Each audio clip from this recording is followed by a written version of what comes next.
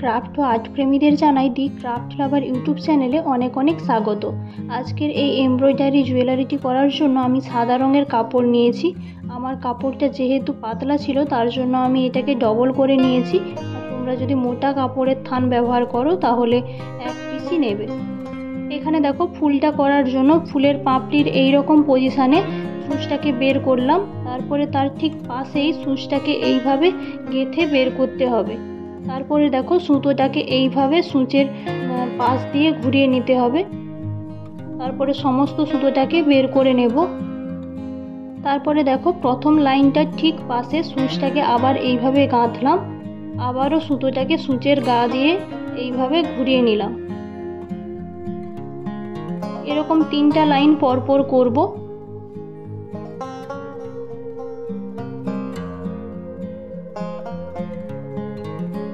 নিচের দিক দিয়ে সূচটাকে বের করে এইভাবে সুতোটাকে গাঁট দিয়ে দিচ্ছি। একই রকম ভাবে বাকি পাপড়িগুলিও করে নিচ্ছি।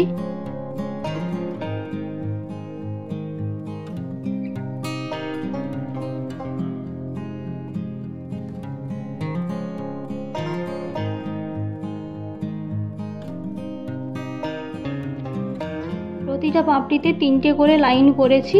3টে করে লাইন করার পর সূচটাকে এইভাবে নিচের দিকে করে বেঁধে দিতে হবে।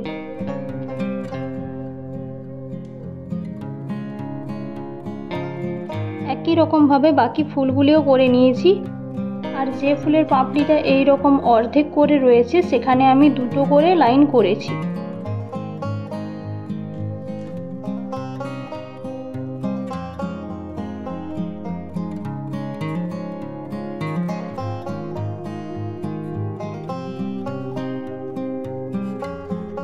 এখানে শাখা এবং পাতা করার জন্য আমি এই টাইপের সুতো 3 পিস নিয়েছি।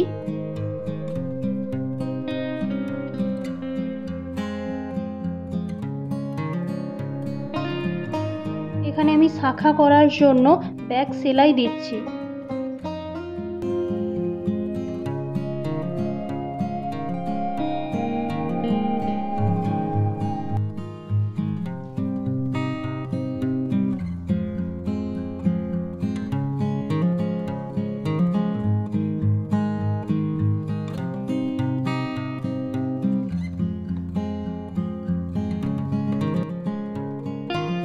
আর পাতা করার জন্য আমি এই একই কালারের সুতোই ব্যবহার করছি।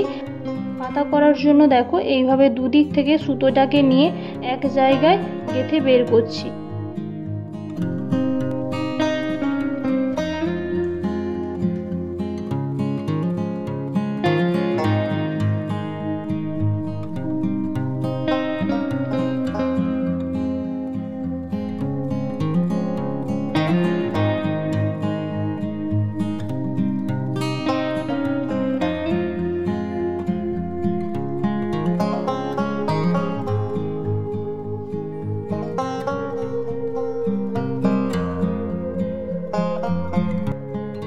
এবারে ফুলের ভেতরটা পূরণ করার জন্য আমি ফ্রেঞ্চ নাট সেলাই করছি। ফ্রেঞ্চ নাট করার জন্য বাম হাতে সুতোটাকে এইভাবে টাইট করে ধরবে। তারপরে দেখো সূচের গায়ে সুতোটাকে 2বার বা 3বার এইভাবে প্যাঁচ দিয়ে যেখান থেকে সুতোটা বের করেছিলাম তার ঠিক পাশেই গেঁথে আবার নিচ দিয়ে বের করবে।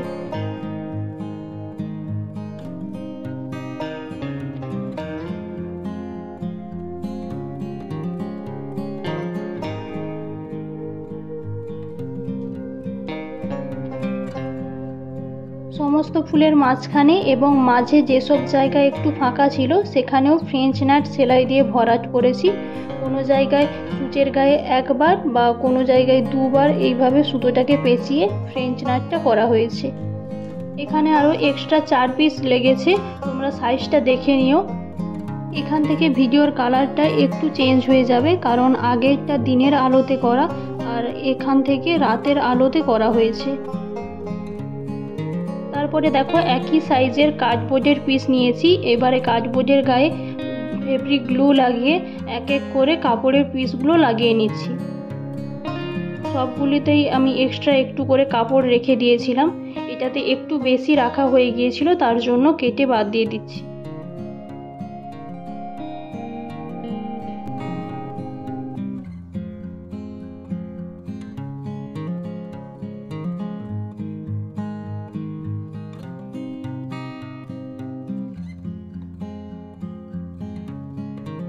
তারপরে দেখো সাইডে বর্ডারের জন্য আমি এখানে ডিপ পিঙ্ক কালার ব্যবহার করছি।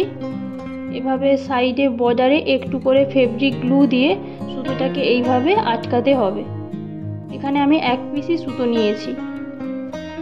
এখানে অবশ্যই ফেব্রিক গ্লু ব্যবহার করবে, অন্য কিছু গ্লু ব্যবহার করতে যেও না, তাহলে তার দাগটা থেকে যাবে।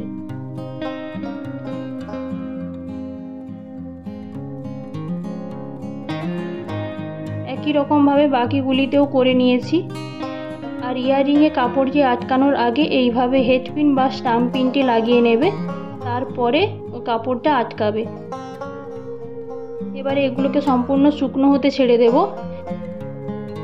এটা যতক্ষণ শুকনো হয় ততক্ষণ দেখো আমি এই রকম 5 সেমি লম্বা একটি সুতো নিয়েছি। সুতোটার শেষ প্রান্তের দিকে এইভাবে 2 বার গাঁট দিয়ে একটু গ্লু লাগিয়ে আটকে নিলাম।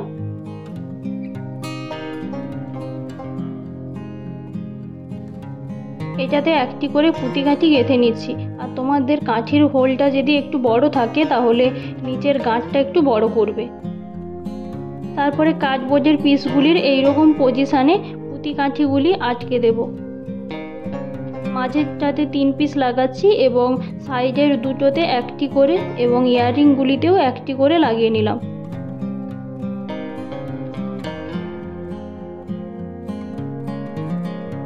তারপরে দেখো ইয়াররিংয়ের ব্যাক সাইডে ফেব্রিক গ্লু দিয়ে কাপড় লাগিয়ে নিচ্ছি। ব্যাক সাইডে কাপড়টা আটকানোর আগে যে পজিশানে হেডপিনের পেছনটা হবে সেই পজিশানটা আগে সুচ দিয়ে ফুটো করে নেবে, তারপরে আটকাবে, এতে আটকাতে সুবিধা হবে। এবারে দেখো লকেটের বেসগুলি ওপরের দিকে এইরকম সমান করে নেবে। তারপরে গ্লিটার পেন দিয়ে এইভাবে মাঝ বরাবর একটু দাগ নিয়ে নেবে।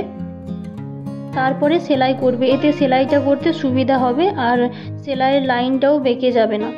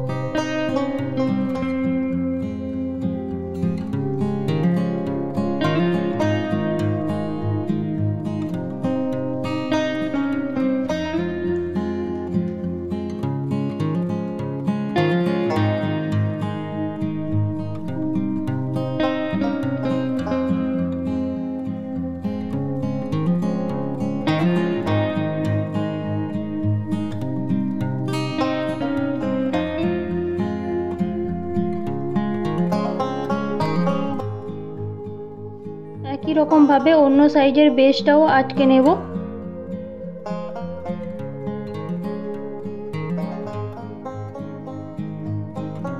এবারে বেসগুলির পেছন দিকে ফেব্রিক গ্লু দিয়ে এক্সট্রা যে সুতোটা ছিল সেটাও আটকে দেব এবং পুরোটাতে ভালো করে ফেব্রিক গ্লু লাগিয়ে কাপড় আটকে নিচ্ছি। এবারে এটাকে ভালোভাবে শুকনো হয়ে যাওয়ার জন্য রেখে দেব। এখানে আমি ব্যাকডোরির জন্য এইরকম 2 পিস টুইস্টেড রোপ ব্যবহার করেছি। এখানে দেখো টুইস্টেড রোপটাকে আমি একটু ওপরের দিক করে আটকাচ্ছি।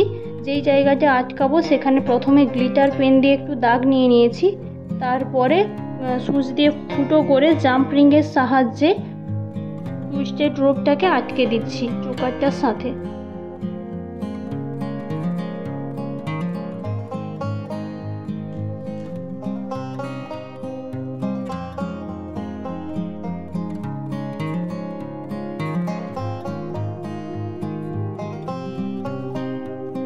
একই রকম ভাবে অন্য সাইডটাও করে নেব।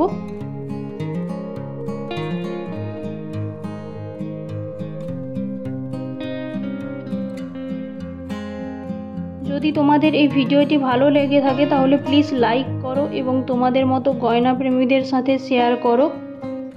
ধন্যবাদ ভিডিওটি দেখার জন্য।